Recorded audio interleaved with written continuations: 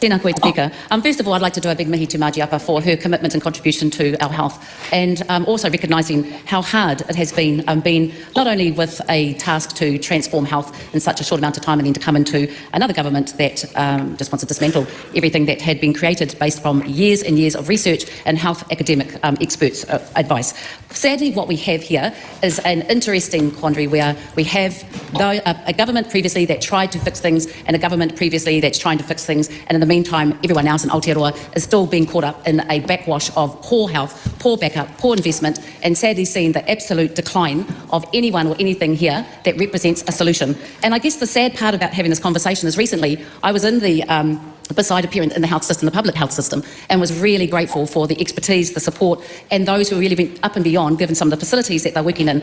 And the sad part about the debate that we're having at the moment is that everyone's pointing their finger at each other and no one has addressed the real big issue, is what the heck are we going to do to provide a solution? Is it really the debate here that it is the wrong guard, or are we going to have a deterioration where we see public health system is going to be replaced by privatisation? And it's a real concern. I mean, we have, for example, a minister that I've never known in the sector.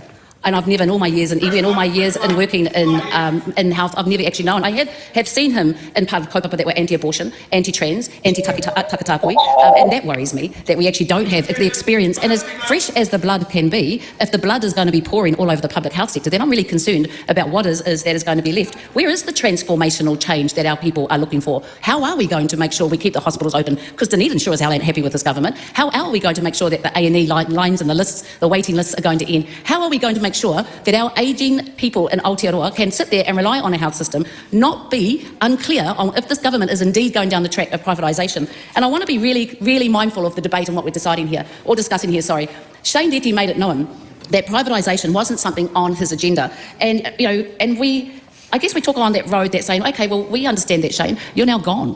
We have leaders of coalition parties saying that privatisation should be the only way. And I'm really concerned for middle to lower income earners here in Aotearoa. What does that mean? We had David Seymour recently saying we need to get past the squeamishness. I mean, that's an interesting comment coming from him. But the reality is that we have, sadly, a government that is leaning and edging towards a whole lot of slashing and cutting for the purpose of moving Aotearoa New Zealanders into privatisation of healthcare. And that move will absolutely devastate the struggling families. It will devastate families who are already crushed by skyrocketing rents, who are already struggling to pay and afford groceries, the soaring power bills. Imagine those of our whānau tamariki who are trying to get into doctors but they're unable to pay the fee. Privatisation has proven past time after time in other countries it does not work for those who have high needs, for those such as Māori who have high inequities, for those who live in low socioeconomic areas with complex social health issues. And it's really concerning for us that we are not hearing anything other than it is Labour's fault. There has been absolutely no plan.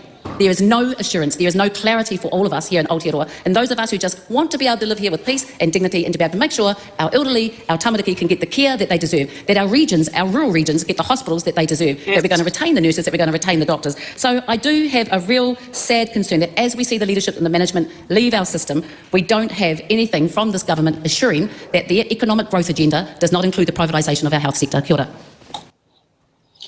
Hit the nail right on the head. Thank you, Debbie. Yeah. I can't think of anything better. But yeah, Simeon Brown's only experience of the health system is trying to stop other people from receiving healthcare. She pretty much just summed up that entire report. I'm actually quite impressed she managed to do that in 5 minutes. Yeah. But yeah.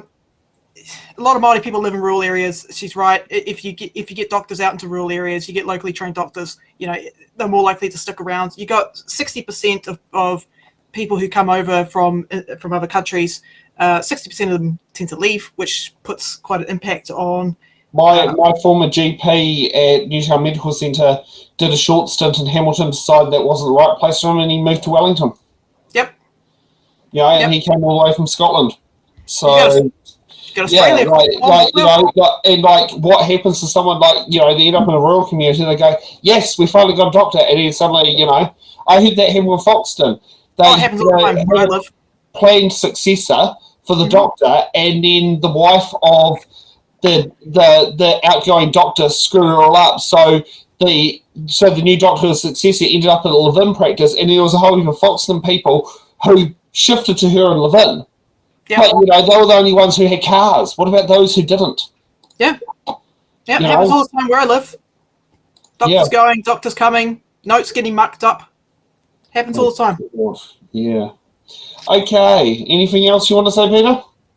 I mean, one thing I would say, which is really interesting, back in the 1990s, and this sounds like, the glory days Bruce Springsteen tape coming out again, and the fact that I use tape sort of shows just how bloody ancient I am.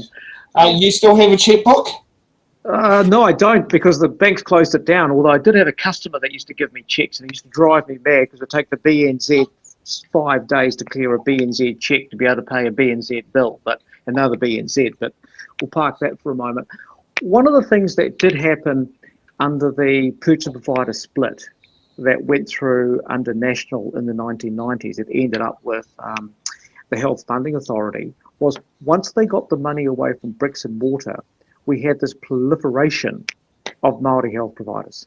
And some of them range from basically a couple of midwives, a cell phone and a rental car, right the way through to quite sophisticated health clinics.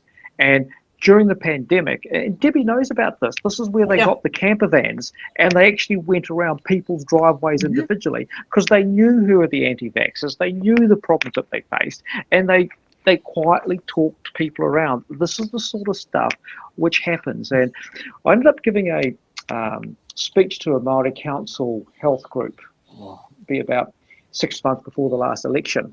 And three things I said is, firstly, I warned them of a racist national government. That was pretty much on the money. I said, where we need to go to is, back in the day, my namesake had a choice between, because Peter Fraser effectively set up the New Zealand health system in 1938 under the Social Development Act. And you like it how in Johnsonville there was a street named after him? Yeah, exactly. But I mean, the key thing which he had a choice. He could either, and I mean, they're talking about, they set something up during a pandemic. The New Zealand health system was set up during World War bloody II. True.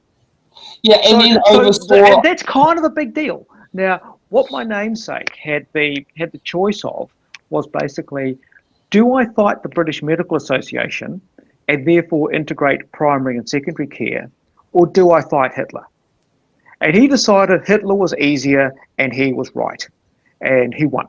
So one of the things that we've had as a gaping hole in the New Zealand health system has been the integration of primary and secondary care. That's point number one. Point number two, I told the group, is that from a Māori perspective, primary and secondary is really important. But I said, here's the other thing. It's the integration of all the services that happen under the rubric of Whatu Ora with primary health care. And then how that links into DSS, mental health, all those other services, how those are stitched together. So I said there's actually a number of integrations that needed to be done. And to be fair, Health New Zealand was actually trying to do that. Yeah, just hadn't quite got a chance to get there. But just cut out underneath them. Yeah. Okay. Thanks for watching. Make sure you're subscribed to our Facebook.